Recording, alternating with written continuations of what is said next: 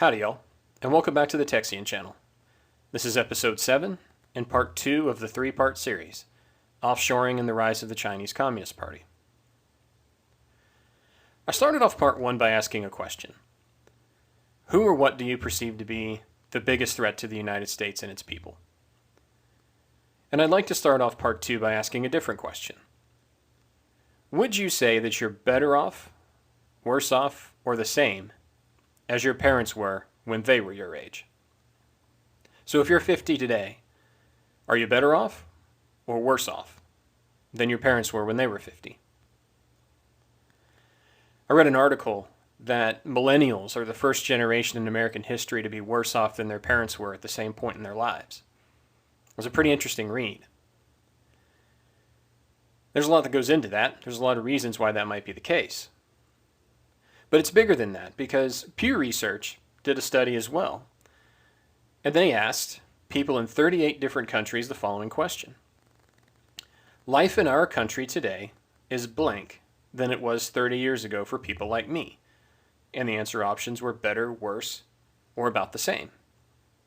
So stated differently, life in our country today is better, worse, or about the same than it was 50 years ago for people like me. Where do you think the United States ended up? The results for the United States, I think, are pretty interesting.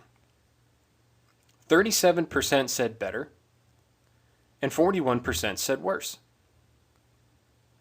We were one of the only major countries in the list that ended up with a negative score, that ended up with more saying worse than better.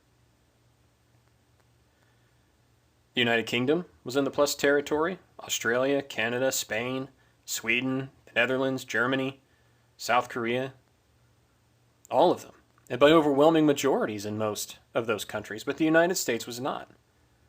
The United States was just ahead of Ghana and just behind Kenya and Nigeria. Why is that? Why would people feel that way? Think about all the advancements we've had in healthcare, in food, and its availability, Amazon, and the amazing things that it can deliver anywhere, just a click of a mouse. Life should be getting better. But at least according to this Pew Research data, for most Americans, it's not. And I think the reason why are the last 4 words of that question. For people like me. If you're in the top, you probably think, this is fine. But if you're in the middle or the bottom, you really can't say things are better. And the reason for that, I think, is the economic opportunities that you used to have, that your parents had, previous generations had, are gone. They've been sent overseas. And that's the purpose of this video. In fact, as I look down at my iPad, MarketWatch is giving me another headline. 1 in 5 American households have 0 or negative wealth. 1 in 5. 20%. 0 or negative wealth. In part 1, we talked about the vehicle that got us here. In this part, I want to talk about the effect that it's had. But first up, let's go back and take a look at part 1 really quickly. So again, offshoring, just to remind everybody, is a process where you send processes overseas and you take advantage of cost savings. Now, it's relatively new, and in the past, it didn't have the same level of processes being sent overseas. Typically, they were a little bit lower in the value add scale. But here more recently, we're starting to see manufacturing and other higher value add processes moving overseas. Came out of the Cold War, really because the US and the Soviets began to invest in a lot of these developing countries in order to win influence.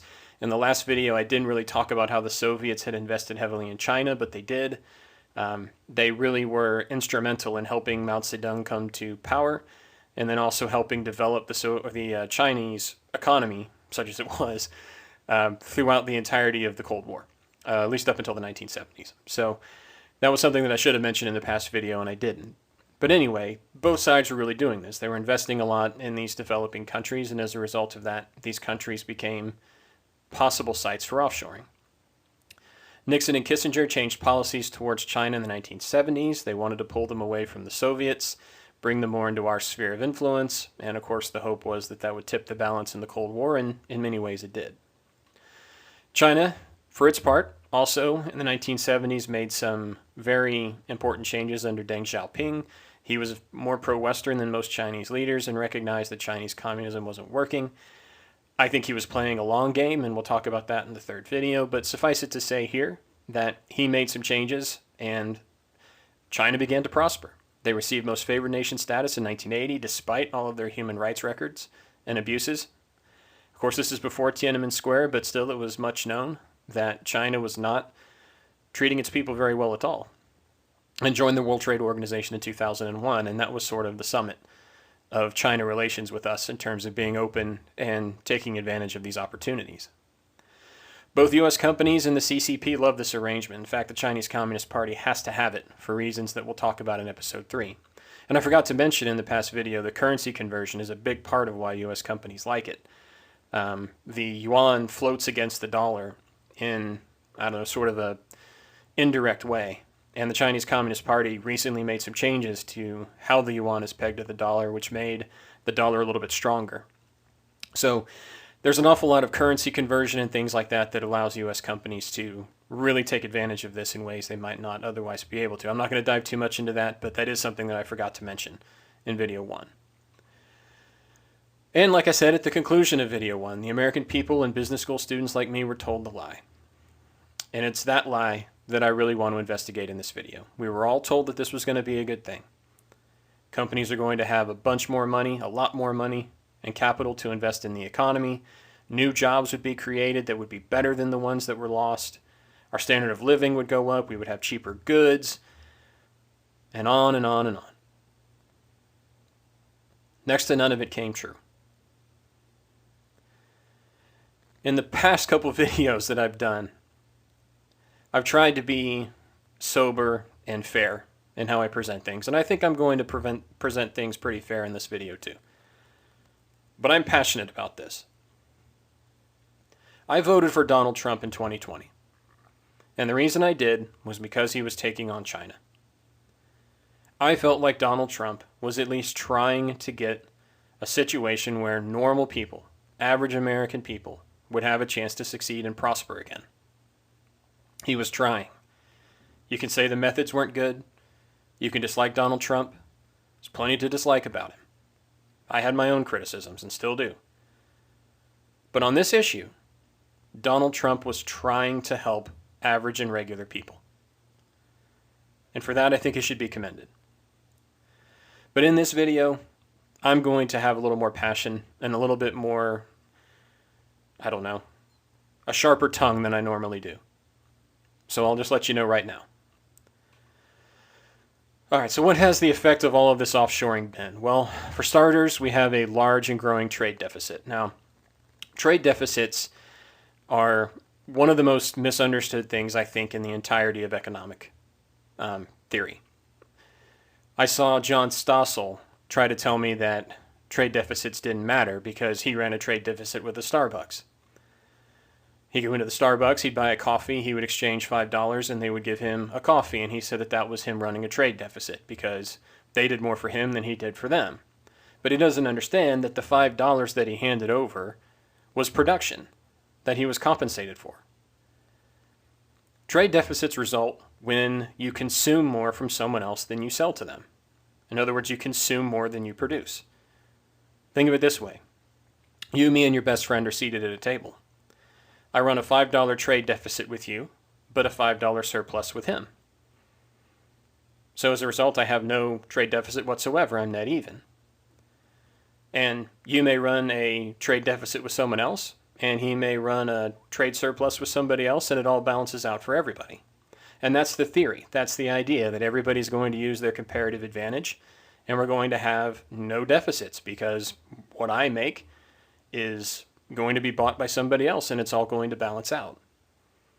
But like so many other things when it comes to free market trade theory, this doesn't work. So what happens when you consume more than you produce? Well, you have to finance it with debt, and we'll talk about that in a minute. But let's think about offshoring in particular. Specifically for offshoring, the raw materials for manufacturing that are shipped overseas for factory production count as an export. The finished manufactured goods, which are of higher value, mind you, are counted as imports when they're shipped back to the country. The imports are subtracted from the country's gross domestic product, even though the earnings may benefit the company's stock price. There's that again. And the taxes may increase the country's revenue stream. So what does that mean? Well, that means that we're buying way more from the Chinese than we're selling to them. We're consuming way more than we produce. And the only way that you can do that is through debt. And some say this isn't a problem. Again, I mentioned John Stossel a second ago, but they're typically academics. They're the same type of people that lied to us business school students and lied to a lot of right-wing politicians and have written books about how this is not a problem at all. People who live in ivory towers, economists and journalists say that the trade deficit doesn't matter. These people are charlatans. Now, I said back in episode 0 that I never really wanted to attack anybody or insult anybody, and I labored really hard thinking about whether or not I wanted to keep this quote in here. But I can't come up with a better word for this. They are charlatans. They're not held accountable when they make mistakes, and most of them are slaves to their donors. The ideas that they push don't affect them. They're not the ones whose jobs go overseas. They're not the ones who get hurt by this. They trot out a bunch of theory and a bunch of ideas that end up hurting average people, not them. And most of them are slaves to their donors. That's absolutely right. They've got to come out with this nonsense, even if they know it's untrue. Because if they don't, maybe the Koch brothers won't fund them anymore. So, let's talk more about the trade deficit. Now, I wanted to put together a chart to show you how this has actually changed over time with China. But I couldn't find one that I was comfortable I wasn't going to get dinged for some sort of copyright infringement. But all of these numbers you can verify. You can do a simple Google search. You can find all of these numbers. In 2001, when China joined the World Trade Organization, our deficit was $75 billion. It doubled in 3 years to $150 billion. Doubled again almost in another 3 years to $290 billion. Then we had the financial crisis. It came down a bit, but recovered right up again, all the way to $325 in 2016. And by 2020, it was $284 billion, but that's a COVID year. And keep in mind, all these deficits are cumulative. These aren't one-year things. They add on top of one another.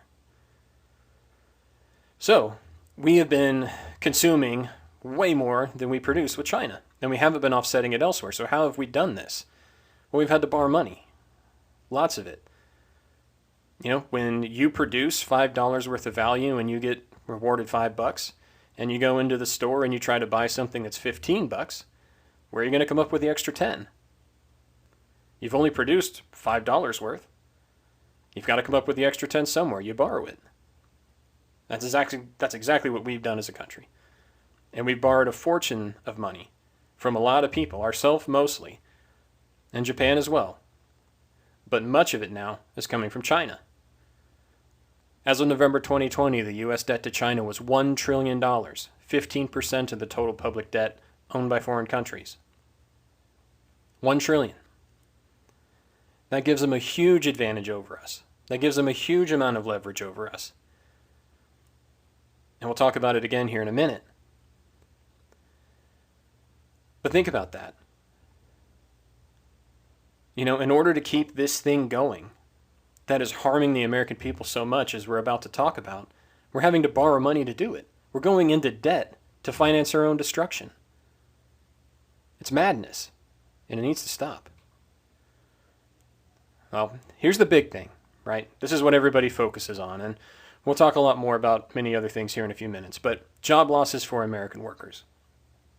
What has that looked like since we started this idea of offshoring? Because remember, we were promised there were going to be so many new jobs, and they were going to be so much higher paying, and you're going to be so much happier. Oh my gosh, you didn't want that job down at the factory. You didn't want that job bolting that tire onto that car. That was beneath you. We're going to create a much better job for you. Well, what's actually happened? The Economic Policy Institute estimated job losses. Here's what they said. Quote, Growth in the U.S. goods trade deficit with China between 01 and 13 eliminated or displaced 3.2 million U.S. jobs, 2.4 million, 3/4 of which were in manufacturing.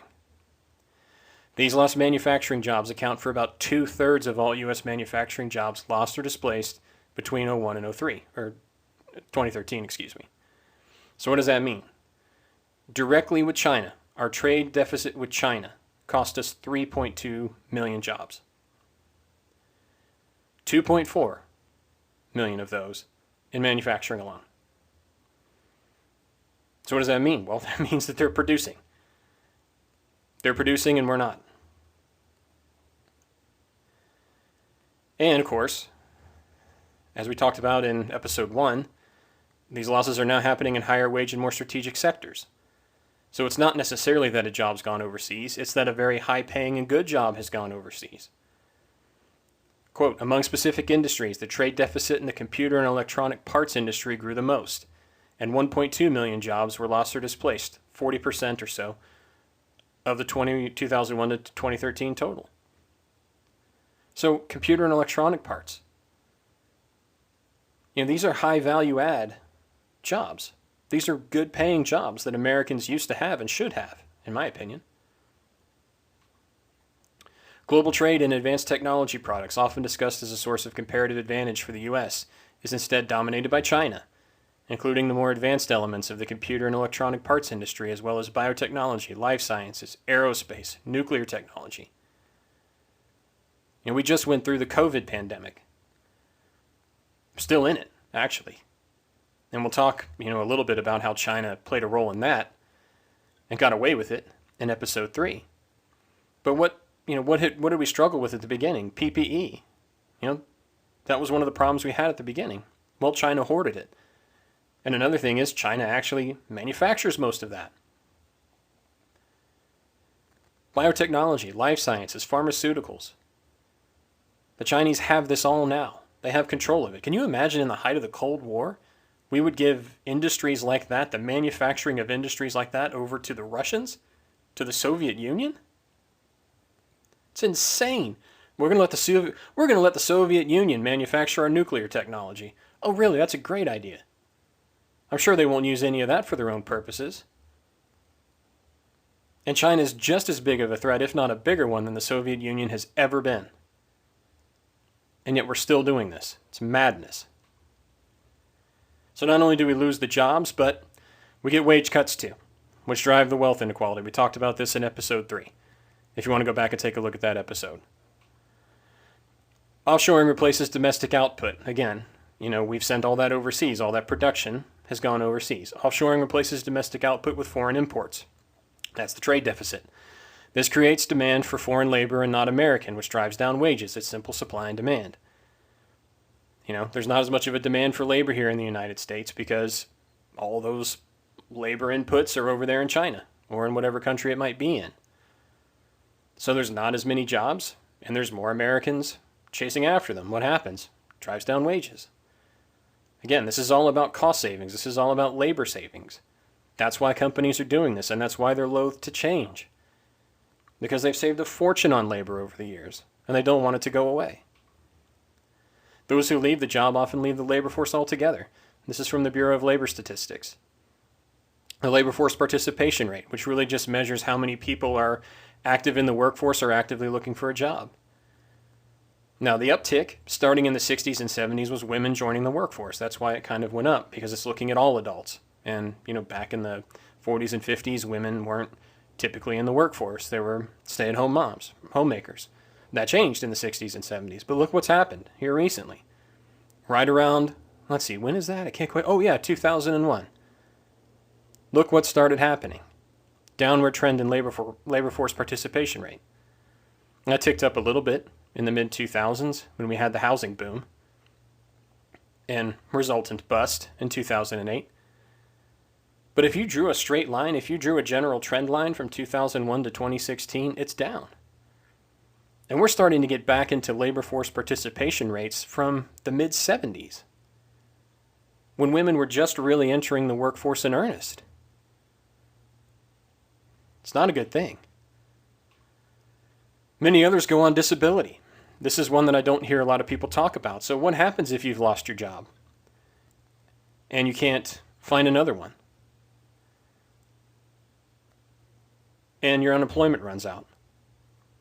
What choice do you have now? What are you going to do? We've seen a massive increase in disability claims since 2001. Oh, there's that year again. How strange. Every month, 14 million people now get a disability check from the government. Per the Social Security Administration in 2001, the total number was 5.3 million. We've more than doubled and almost tripled that number. Has our population tripled? Nope. The federal government spends more money on disability claims than food stamps and welfare combined. This is a huge amount of money that our government is having to pay to keep these people eating because their jobs are gone and they can't find a new one. Now, of course, many people that are in that 14 million do have a genuine disability. I'm not arguing that. But consider this. This is coming at a time when medical advances are moving fast, and there are active laws in place to prevent discrimination against people with disabilities, hiring people with disabilities. So even though our medical advances are happening, even though the government has put in laws to say you can't discriminate against someone with a disability, we've almost trebled the number of people on disability. What on earth could it be? What could explain this? Is it possible that a lot of these people have nowhere else to turn?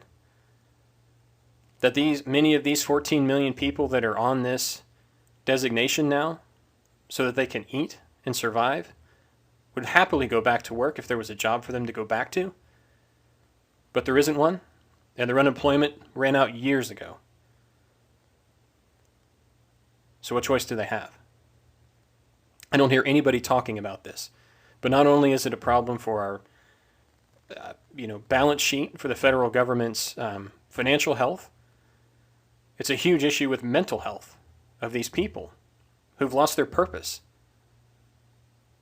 We'll talk a little bit about deaths of despair later as well. Those who find new jobs typically make less than they had. When a business is offshored, people lose their jobs. Well, obviously. Some find other work, but usually earn less. In fact, the average wage cut for a worker who lost his job in an exporting industry, America's largest exports of manufactured goods, was 17.5%. So you used to make $50K a year, now you make $40. 17.5%, almost a 20% hit in that new great job that we were going to have. Now, you might be thinking, well, I could take a 17% hit. In fact, I might have taken a 17% hit during the COVID crisis and managed it. But for someone making $50K a year to go down to $40K, that could mean the difference between, putting food on the table and taking a vacation, or even less than that. That could mean the difference between taking a trip to the doctor and not. And yet we act like this is no big deal. Well, they found a new job, so that's good. No. These jobs do not give the same amount of value and meaning. And these people make less than they used to. Their standard of living has gone down. And we'll talk a little bit later about, the housing shooting through the roof because of Chinese investment. Anyway, suffice it to say, maybe they can find some new work, but it's not the same. It's not the same good job that they were proud of, that put food on the table, that was stable, that was good for communities. They're scraping together whatever they can get. And they have to compete against more people with fewer jobs to go around. So what does that mean? This chart comes from the Bureau of Labor Statistics too. What it's looking at is the productivity of the major sector economy and then real wages of the workers in those fields. So look what happens, After the war up until the mid-1970s, it's trending basically one for one. As we get more productive, so do the wages go up for the workers. Now, of course, in the early 1970s, we decouple from gold, and that has an awful lot to do with why that split happened. But what I'd really like you to look at is where we started in, say, 2001 to 2010, which I think is when this chart was made. This is even old data. It's much worse now. But look, in 2001, about midway through the 95 and '05 there, what were we on? 160 or so? And now we're on what, 225? That's a massive jump. Massive jump in just those 10 years. And as I say, it's even worse today. Those trends haven't been reversed. They were reversed slightly, I will say, but not enough to move the needle. Not enough for people to really notice. And perhaps saddest of all, and I hinted at this earlier, deaths of despair. They're on the rise dramatically since 2001. What's a death of despair? Well, that's a death from suicide, drug overdose, or alcohol poisoning, I think are the three categories that this encompasses. There may be more, and if there are, I apologize for missing them, but those are the three that I'm aware of. And again, they're on the rise dramatically since when? You guessed it, 2001. When China joined the WTO and we really started offshoring a lot of these jobs in earnest. Now, many things can drive people to despair, and I'm not saying this is all down to offshoring and job loss. Not my claim at all. But again, this increase coincides with offshoring to China beginning in earnest. And the associated job loss is really beginning too. Is it a coincidence? We're having an awful lot of coincidences happen, aren't we, in 2001, with people's financial health and their economic well-being and their mental health and wages. Awful lot is happening in 2001 to be a complete coincidence. Per the Social Capital Project analysis of CDC data, from 1970 to 2000, deaths of despair were hovering pretty steadily at about 23 deaths per 100,000. So out of every 100,000 deaths in the United States, about 23 of them were a death of despair. By 2017, deaths of despair stood at 46 deaths per 100,000. They've doubled. They've doubled since 2001. All of them have gone up. Drug, suicide, and alcohol, all three have gone up, but drug overdose increased the most. Now, why could that be? Well, obviously, we know we've got a pandemic here, or not pandemic, but an epidemic of fentanyl and some of these opioids. We have an opioid crisis. How many of those people on disability are also on disability with opioid drugs? How many of those people that are in these areas that we've hollowed out? I mean, if you look at this regionally, some of the worst areas where we're seeing deaths of despair are in those old Midwestern towns and small town America that used to have a factory or something to give people hope and a meaning in life. So is it a coincidence again? We've doubled deaths of despair since 2001? Is that another coincidence? I think not. I don't think it is. And I'll stress again, there are many other things that could be causing this. But the fact that China joined the WTO in 2001 and an awful lot of these jobs went overseas, right around that time, and our trade deficit with China started exploding and we started buying a whole heck of a lot more from them than we produced. I think all of that has something to do with the fact that they've doubled. For 30 years they were steady at about 23. And since then they've doubled. If you look at the chart, I actually encourage you to go to that link and look at the chart that's there. Talk about a hockey stick. And this isn't the climate, this is people's lives. And I have to say, I credit the Republicans in the Senate for at least doing this analysis and trying to put it out there. But what about that increased standard of living we were promised? What about that part of the lie? Well, housing has skyrocketed due to Chinese investment. Between 2010 and 15, Chinese buyers bought $93 billion in residential real estate. Nearly $208 billion in mortgage-backed securities. Oh, didn't the banks love that? Didn't the banks love that? I'm sure. When it came to getting rid of outsourcing, I'm sure the banks were offshoring, I should say. I'm sure the banks were totally on board. They would love it if the Chinese weren't there to ride in with $208 billion to rescue their freaking derivatives game, and roughly $17 billion of commercial real estate. Where would that be without $17 billion of equity coming in the aftermath of the financial crisis? $93 billion in residential real estate. Where'd they get that money? Why is it that prior to 2001 in the 1990s and 80s, Chinese weren't coming in and buying real estate? Where do they get all that money to do this? More on that in episode 3. Purchasers from China made up 16% of international buyers who brought primarily single-family homes and condominiums. That was up from 12% in 2013. So a pretty sizable increase. It's about a 30% jump right there. And they're now number one. The Canadians used to be number one. Now the Chinese are number one for foreign investors in U.S. real estate. And what's even more, they're not necessarily buying high-priced houses. Another reason why these rich people don't want this to change is because, these Chinese are coming in and buying high-end real estate and boosting their real estate values, but they're also buying cheap real estate too, or low-end real estate. Pricing average people out of moving up, and sometimes even of getting into the housing game altogether. If you're in your 20s and 30s, you think you can afford a house today? Houses have gone up how much since the crisis? You think maybe the $93 billion invested had something to do with it? I sure as hell do. Household goods. Remember, they were going to be cheaper. Oh yeah, they're going to be so much cheaper, and you're going to be able to buy so much more. Well, if you adjust for poorer quality, they're not cheaper at all. I love this study.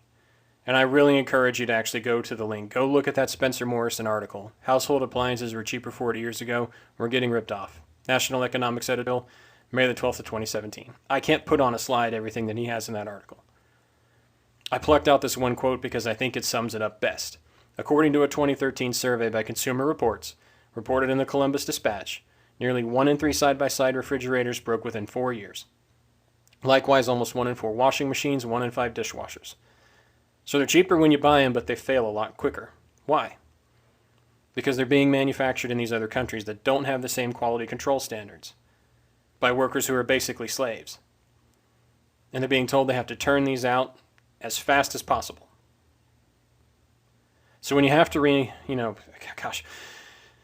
I remember my grandparents' house. Back in the corner of that house, they had a refrigerator. Had to have been from the 1950s. The thing weighed as much as probably 2 sedans do today. It was huge. It's General Electric, still running. And when we cleaned out their house, we debated whether or not we should try to get that refrigerator out of there. We decided against it. Probably would have killed somebody to try to get the thing out of there. I have no idea how they got it in the first place. But it was from the 1950s. And it was still running, and running well. The ones we had growing up, that were built in the 70s and 80s in the United States, lasted well into the 90s, early 2000s. How many of you that have brought one of these appliances since 2001 can say the same thing? This data is indicating that they're breaking 1 in 3 side-by-side refrigerators within 4 years. 1 in 3. Again, I encourage you to go read this article. There's just fascinating information in there about how he's looked at it and broken it down and made it pretty clear that these things aren't cheaper when you factor that in. So who has benefited from this lie? Who has gotten ahead out of this whole thing? Well, you guessed it. Executives, members of the board of directors, shareholders, and the U.S. government too. More on that later. I'm a little out of my comfort zone here, okay? So please fact check this. I read this McKinsey article, 3 times. I think I know what it's saying, but I'm not sure if I'm reading it the right way. So if you have a little bit more expertise around this than I do, please take a read of this and let me know if I've got it right. Labor share of income is declining, meaning companies are spending less on it. Quote, the labor share of income, that is the amount of GDP paid out in wages, salaries, and benefits, in the U.S. private business sector declined by about 5.4 percentage points between the periods 1998 to 2002 and 2012 to 2016. So they declined by 5 percentage points between 98 and 02, and then another 5 percentage points between 2012 and 16. Companies are spending less on wages and salaries. And I think it's in real terms. Not inflation adjusted, real terms. They've driven down their labor expenses that much by doing this. So what does that mean? Well, all those labor savings, higher EBIT and share prices. You have lower costs, which means your earnings before tax are up. That's going to mean more free cash. The more free cash you have, the more of your stock you can buy back. And even to the whatever extent the stock market is actually about earnings, the fact that your EBIT is up is also going to drive your share price higher. So these executives and members of the board love this practice. They've made a fortune off of it. And they don't care what it's cost. They don't care. I know that firsthand because I've seen it. I've been in the conversations with them when they've talked about this, and they don't care. I support the efforts to reduce the trade deficit and return jobs to the United States. Our national security is being threatened by this practice. All right, China owns a lot of our debt. What would happen if they called that debt due or stopped buying it? As a matter of fact, I think we had a treasury auction for U.S. Treasury debt here recently, and the only buyer that showed up was the Fed. China didn't even show up to buy it, and why should they? It was going for 0% interest or something like that. What that means is now the Fed has to step in and buy it all. And China owns $1 trillion of it. So what if they say, well, we're going to start liquidating these securities? What's that going to do to the dollar? We've given the biggest existential threat to our country this type of an advantage over us. Sensitive intellectual property is being stolen. We talked about, sending a lot of these strategic goods overseas. Now we're manufacturing them overseas. You think when they're putting together one of these pharmaceutical, pills or treatments, whatever it might be, that they're not turning that over to the Chinese Communist Party? In fact, they have to. There was a scandal here recently in the United Kingdom about using Huawei technology for their 5G. Well, the reason why they shouldn't, and why the Australians were against it, and we were against it, and just about everybody else was against it, other than the Europeans, the reason that we were against it was because Huawei is required by the government of China, the Chinese Communist Party, to cooperate with them when it comes to data and tracking people. They have no choice. And the British almost let them in to do their 5G. It's just madness. It's insane. China's richer and emboldened to be more aggressive toward its neighbors. Anybody watching this from Hong Kong? Comment below. Have you noticed a difference in China's behavior towards you recently? What about Taiwan? What about India? Not to mention what they're doing in the South China Sea. Plus the, One Belt, One Road initiative. Is that what it is? Belt and Road Initiative? I'm looking ahead to part 3 of this while I'm doing research. They run the risk, or we run the risk, of them dominating the entire Eurasian landmass. And we gave them the capital to do this with this practice.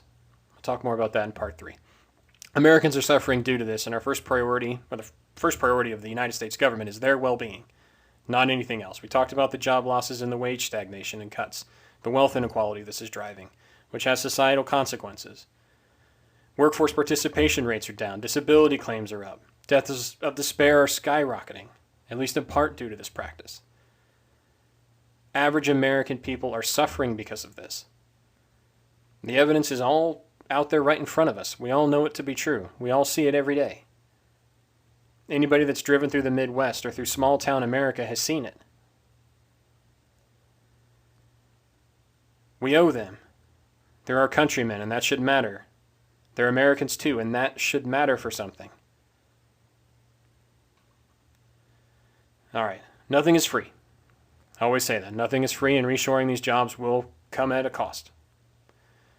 The progress that's been made on poverty in China will likely reverse at least somewhat. I'm old enough to remember the 1990s, when there was massive flooding in China. And we watched on our, television screens as people starved to death in the aftermath. China has made a lot of advancements since then that have helped Chinese people and given them an opportunity to live good and decent lives. They've built dams, they've built infrastructure, they've built cities. Their people are much better off today than they've been in an awfully long time. We all know that too. And much of that is due to this process, this offshoring of jobs that has armed the Chinese economy with what it needed to grow. And goods will likely be slightly more expensive for us, but as we've seen, with higher quality, maybe not. And I don't know about you, but I'm prepared to pay more if it means we have a stronger economy and a society. I'm prepared to spend an extra $10 on a coffee maker if it means it's made in the United States. And someone that would have died a death of despair or been on disability has a job, has purpose and meaning again. I'd rather go without. I'd rather go to the laundromat and wash my clothes there if it meant that we had these jobs back and that our country was strong again. And all of these people that had been devastated by this had a chance to be successful again. That's where I'm at on it. We'll probably consume less, but is that really a bad thing? I mean, we're running massive deficits in our own lives and in our trade deficit in order to keep this standard of living going. We're buying cheap garbage that's made by slaves in China. Google Uyghur Muslims if you don't believe me. It's sick what we're doing to our own people and to them. We're complicit. And in my view, it needs to stop. And I don't really care if my standard of living goes down because there's things that are more important to me than money.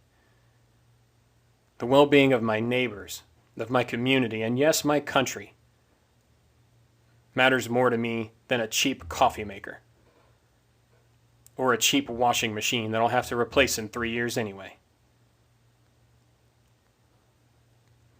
That's where I stand on it. But as always, I welcome your comments too.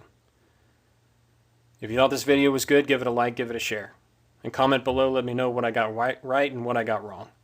And if you're so inclined, subscribe to the channel. In part 3, we're going to talk about China and what this has meant for them. How it's emboldened them, how it's made them richer, how it's allowed them to ramp up their military to the point where I think they now have the most powerful navy on the planet, be far more aggressive with their neighbors, violate the 50-year sanctity of Hong Kong, and oh, by the way, commit a genocide in the full view of the world, and no one can say anything about it. Look for that next week. Until then, my pleasure to speak to you as always. God bless.